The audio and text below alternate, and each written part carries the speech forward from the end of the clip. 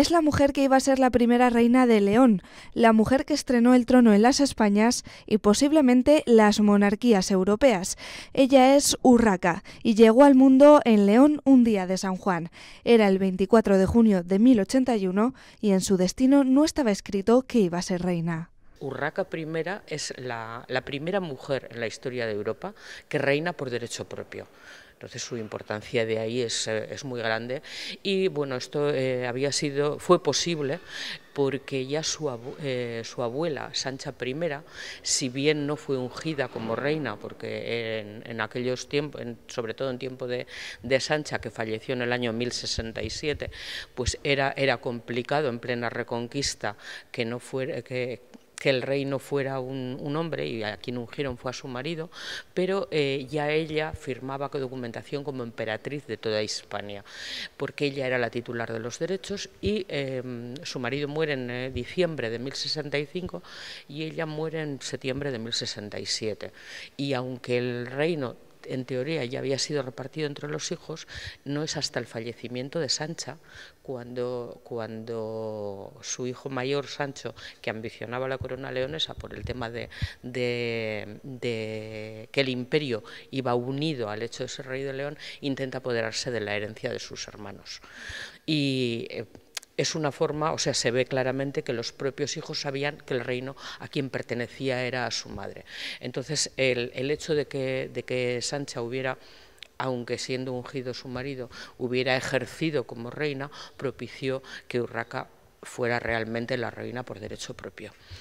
¿Cómo ha nacido la idea de crear una exposición? La idea de hacer esta exposición fue de la Asociación Cultural Montaña de Badinia y precisamente su presidente, que fue quien tuvo la idea, es Toño, que está por aquí, y nos pareció muy interesante por dar a conocer, porque en la historia de España prácticamente se pasa sin pena ni gloria por uno de los reinos, no, por el reino más importante de la Hispania medieval, que fue además adelantado a su tiempo, porque fue en el Reino de León cuando en el año 1017, se cumple ahora el primer milenio, se aprobó el Fuero de León, que reconocía unos derechos tan actuales y tan novedosos hace 1000 años como la inviolabilidad del domicilio.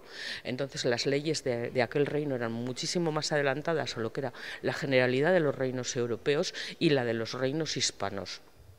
Luego las primeras cortes parlamentarias, por eso se ha reconocido al Reino de León como cuna del parlamentarismo, las convocó en el año 1188 otro zamorano, porque Alfonso VIII de León también nació en Zamora, y también fue un hito impresionante, porque aparte de ratificar todas las leyes, las leyes contenidas en el Fuero de León, es la primera vez en la historia en que un monarca, en una época en que los monarcas lo eran por la gracia de Dios, un monarca reconoce que no hará la guerra ni firmará la paz en contra del parecer de las Cortes, y es la primera vez además en la que los ciudadanos, los representantes de las ciudades, acuden con voz y voto a una asamblea de Cortes. Era la primera vez que existen unas Cortes parlamentarias. También es un gran avance, porque por ejemplo, la siguiente son las únicas cortes que se dan en el siglo XII, porque en diferentes países europeos se dan en el siglo XIII, y en el resto de reinos europeos lo mismo. En Castilla las cortes fueron en 1250, en 1237 fueron en Cataluña, en 1301 en Navarra. Entonces aquí fueron en 1188. Esto no es un cuento, es una historia real, como el Reino de León. Yo creo que todos deberíamos estar orgullosos, los leoneses por leoneses, pero el resto de España también. O sea, hoy en día digamos, no fue en España, porque como dije antes, era Hispania, era otra realidad, porque también estaba incluido Portugal, pero fue un momento de un surgir de unos derechos que, ya digo, eran increíbles para la época. El propio Fuero de León tiene, de sus 48 leyes, tiene 7 dedicadas única y exclusivamente a las mujeres, en una época en que las mujeres prácticamente no tenían derechos. Sin embargo, en el Reino de León los tenían. Entonces, es para estar orgullosos, es para hablar de ello, es para defenderlo. No porque te haga ser más ni menos, sino para que la gente lo conozca, porque tienes, vamos, quien no conoce su historia y no conoce su pasado está condenado a no tener futuro. Esta exposición es la representación de todos los reyes y reinas del Reino de León, desde que el reino, que había nacido a principios del siglo VIII y se llamaba Reino de los Astures, posteriormente, cuando Alfonso II el Casto trasladó la capital a Oviedo, empezó a llamarse Reino de Oviedo, y en el momento en que García I, que casi con seguridad había nacido aquí en Zamora, traslada la capital a Leggio, que entonces es como se llamaba, pues a partir de ese momento empieza a nombrarse como Reino de León. Entonces son reproducciones de cuadros que están bien en el Museo del Prado o bien en el Ayuntamiento de la ciudad de León, pintados durante el siglo XIX, los del Ayuntamiento, por los Sada.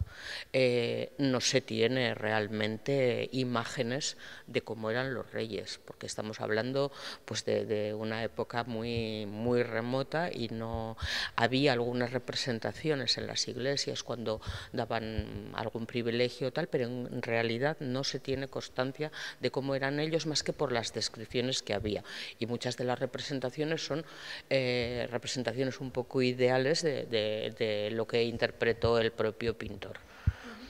¿De qué año datan estos cuadros? Bueno, los del Museo del Prado no sé exactamente de qué siglo son. Los del Ayuntamiento de la ciudad de León son del siglo XIX. O sea, por ejemplo, este de la reina Urraca, el de su hijo Alfonso VII el emperador, el de Alfonso VIII de León, que también nació en la ciudad de Zamora. Estos son del Ayuntamiento, pintados en el XIX por los Sada. Tenemos aquí una representación.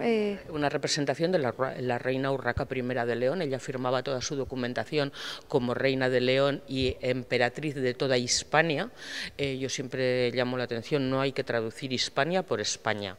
Hispania era un territorio más amplio porque se refería a toda la península, o sea, estaba incluido también Portugal. Todos estos retratos pertenecen a los reyes y reinas del Reino de León, y ahora se pueden conocer sus historias a través de esta exposición, que con su carácter itinerante llegará a todos los rincones de un reino olvidado.